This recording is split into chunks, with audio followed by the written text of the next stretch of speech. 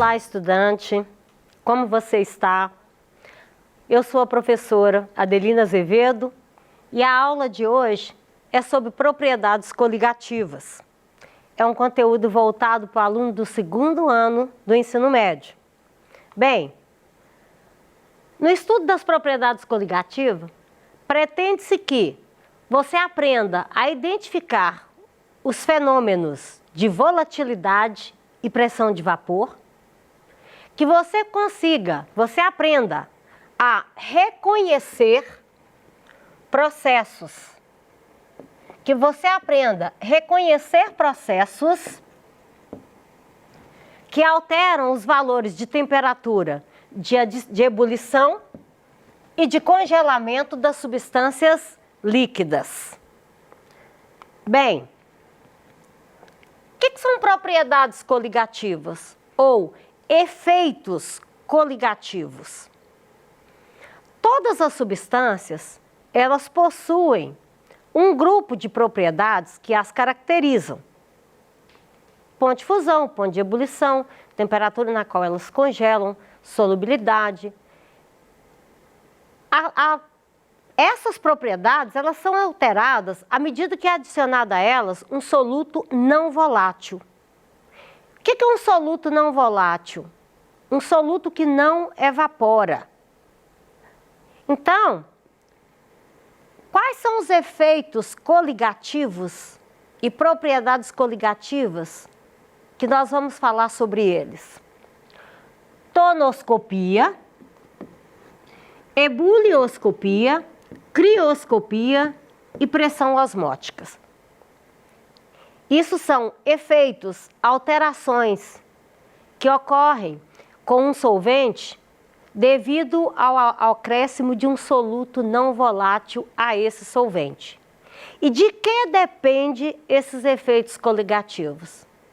Eles vão depender da temperatura e das interações intermoleculares que existem entre as partículas desses solventes e desses solutos. Vamos lá.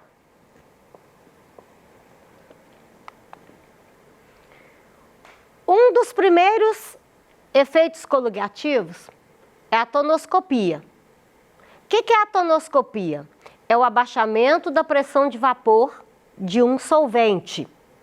E quando que isso ocorre? E o que é pressão de vapor? Bem, a gente tem ali um copo de água que, se ficar aberto por um tempo indeterminado aí, essa água vai evaporar. O volume dessa água no copo vai diminuir, porque algumas partículas vão passar para o estado gasoso e vão abandonar o líquido.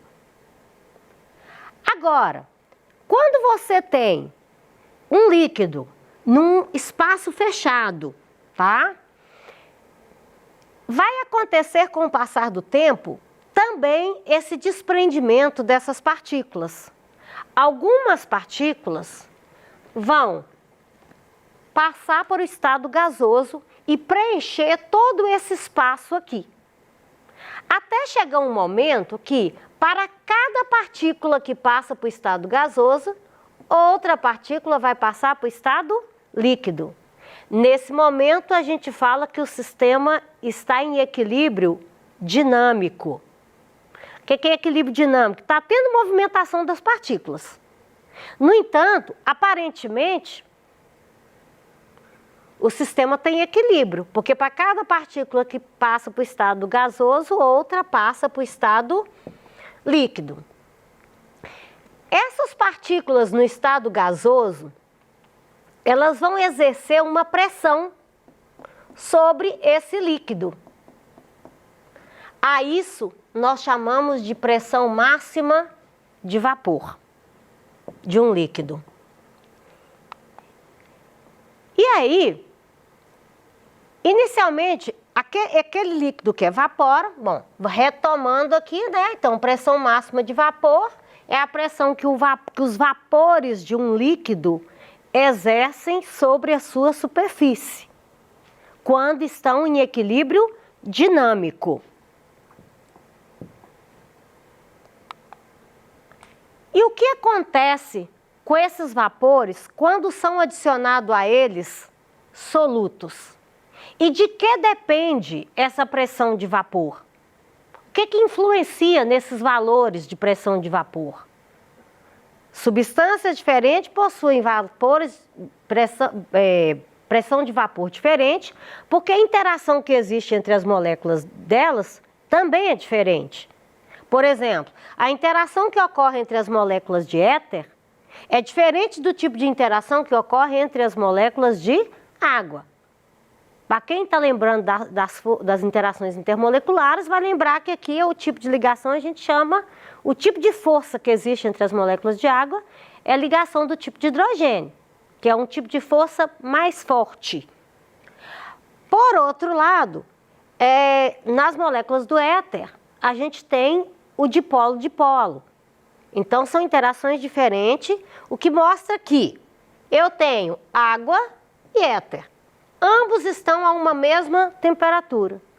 No entanto, aqui tem muito mais vapor do que aqui.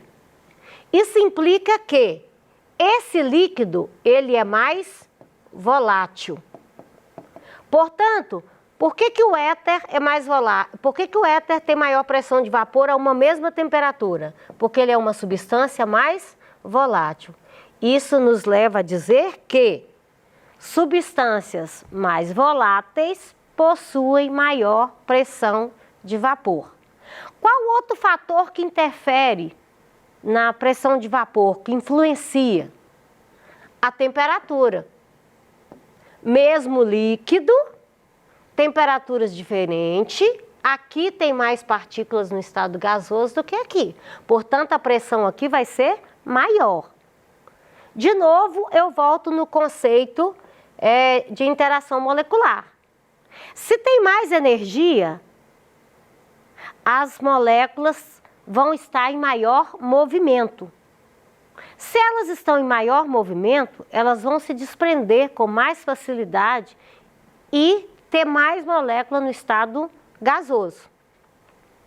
Então, como a formação dos vapores é um fenômeno endotérmico, um aumento da temperatura vai favorecer a sua formação, aumentando assim a sua pressão máxima de vapores. E aí eu vou voltar no efeito tonoscopia, ou propriedade de tonoscopia. Quando eu tenho um líquido, e é adicionado a ele, quando eu tenho um líquido e eu adiciono a esse líquido um soluto não volátil, as moléculas desse soluto vão dificultar a passagem das moléculas do solvente para o estado gasoso. Isso vai diminuir o quê? A pressão de vapor desse solvente. Isso nós chamamos de efeito tonoscópico ou tonoscopia, que é o abaixamento da pressão de vapor de um solvente devido ao acréscimo de um soluto não volátil. Bem, a tonoscopia, ela tem um outro efeito. O abaixamento da pressão de vapor, ele causa um outro efeito, que é o efeito ebulioscópico ou ebulioscopia. O que é ebulioscopia? Veja bem, aqui eu tenho água e aqui eu tenho uma solução de água com glicose. O que aconteceu com a temperatura de ebulição, a partir do momento que foi acrescentado a esse solvente água, a substância glicose? Olha aqui nós temos a temperatura da água, temperatura de ebulição da água, temperatura na qual ela começa a ferver. Ao ser adicionado glicose a esse solvente, ele vai diminuir a sua pressão de vapor. Ao diminuir a sua pressão de vapor, ele vai o quê? Aumentar a temperatura de ebulição. Isso nós chamamos de efeito ebulioscópico ou ebulioscopia. Então, Ebulioscopia é a elevação da temperatura de ebulição de uma solução causada pela presença de um soluto não volátil. Agora, qual outro efeito também coligativo? É o que nós chamamos de crioscopia. Para a gente entender esse efeito, vamos prestar atenção nesse desenho. Água, temperatura de congelamento, tá aqui. Quando adicionou a ela partículas de glicose, o soluto não volátil glicose, passou-se a ter uma solução. E aí vai ocorrer um abaixamento na pressão de vapor e a temperatura de congelamento dessa substância, desse material, também vai abaixar. Isso a gente chama de efeito crioscópico ou crioscopia. Portanto, crioscopia é o efeito da diminuição da temperatura de congelamento de uma solução provocada pela adição de soluto não volátil. O outro exemplo, a outra propriedade coligativa, que é a pressão osmótica, ela está relacionada com a osmose. Vamos prestar atenção no desenho. Aqui eu tenho uma solução diluída. O que é uma solução diluída? Uma solução que tem uma quantidade de soluto, de partículas de soluto, bem menor do que a solução concentrada. Se esses dois sistemas estiverem ligados por uma membrana semipermeável, a membrana semipermeável é a membrana que permite somente a passagem do solvente e não do soluto. Com o passar do tempo, essas duas soluções, essa vai aumentar de volume, porque ela vai receber mais solvente. E essa vai diminuir de volume até elas atingirem o equilíbrio. Isso a gente chama de osmose. Agora, se for aplicado uma pressão sobre a solução mais concentrada, ela vai impedir que ocorra o fenômeno da osmose. Isso nós chamamos de pressão osmótica, que é uma propriedade externa, que é uma propriedade externa que deve ser aplicada a uma solução para evitar o quê? A sua diluição. Então, recapitulando.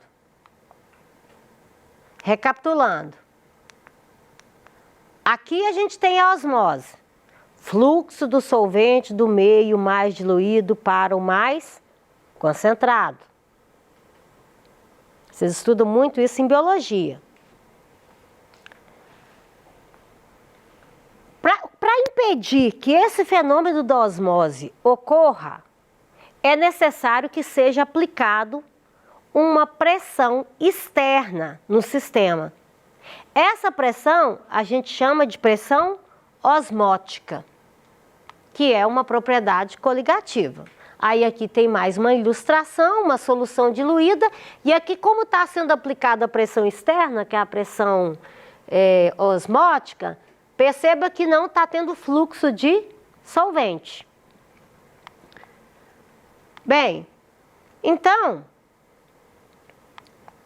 vamos a essa questão aqui, ó. Só para ver se vocês entenderam mesmo o que são propriedades coligativas, O estudo das propriedades coligativas, elas explicam o comportamento de alguns materiais e de algumas substâncias. Por exemplo, elas vai conseguir explicar por que uma porção de arroz demora mais tempo para cozinhar em locais de altitudes elevadas, mesmo que a água esteja fervendo. Então vamos pensar. Lugar mais elevado, mesma quantidade de calor, no entanto, você vai ter o arroz demorando mais para cozinhar do que no lugar mais baixo. Pensou? Então vamos lá. Porque a água no lugar mais alto, de maior altitude, ela vai ferver a uma temperatura inferior a 100 graus. Porque a pressão atmosférica do lugar é menor. À medida que aumenta a altitude, vai diminuir a pressão de vapor. Então, portanto, o cozimento ele vai ser mais lento, apesar da água estar fervendo. Outra aplicação, né, do conceito de densidade. Ao se colocar no congelador duas formas com líquidos diferentes para fazer picolé de suco de fruta, explique qual delas congelará primeiro. A que contém certa quantidade de água e 100 ml de suco de fruta, ou a que contém quantidades iguais de água, suco de fruta, mais açúcar. Então vamos pensar. Você fez 2 picolés. Um picolé você não vai colocar açúcar, que é para a pessoa da sua casa que não consome açúcar. O outro picolé você vai colocar açúcar. Qual dos dois vai congelar primeiro? O que vai mudar de um para o outro? A presença de um soluto não volátil na solução, que é o açúcar. Quem vai congelar primeiro? Pensou? Então vamos lá. Aqui contém apenas água e suco. Por quê? A adição de um soluto não volátil, ou seja, a adição do açúcar, vai provocar o efeito tonoscópico e crioscópico. Vai provocar o quê? A crioscopia, que é a propriedade coligativa que a gente falou antes. Outro exemplo.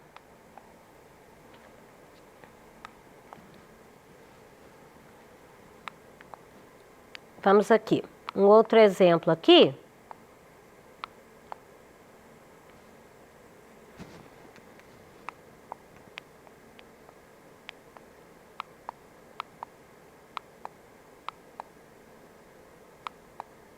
Outro exemplo. A salga da carne serve para conservá-la, desidratar o alimento. Explique como ocorre esse processo.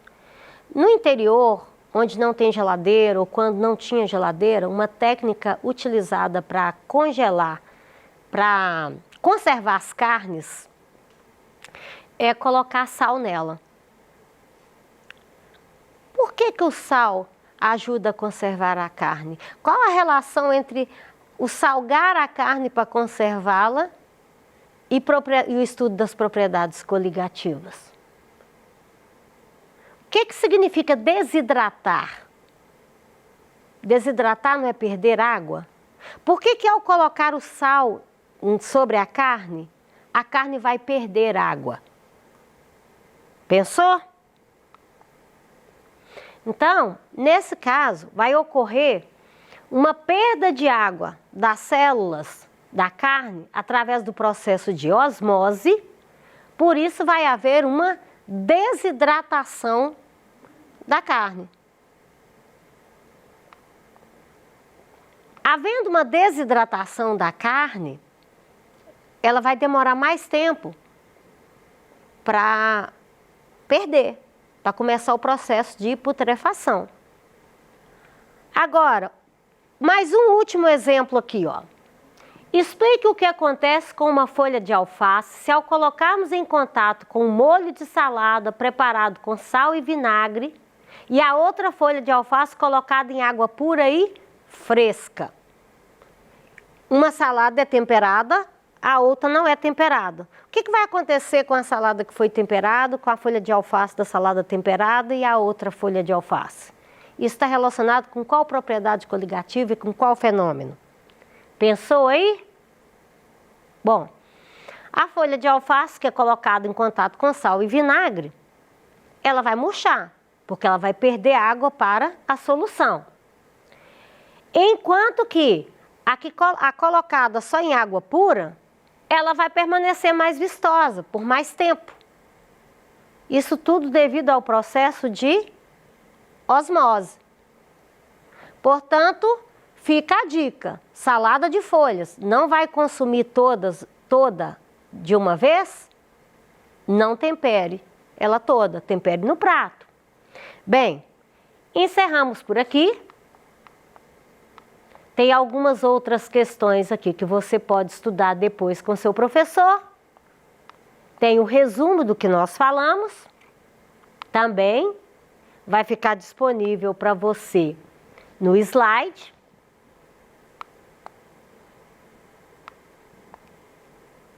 Aqui tem as referências bibliográficas de onde a gente tirou esse material para preparar o slide. Até a próxima. Muito obrigada.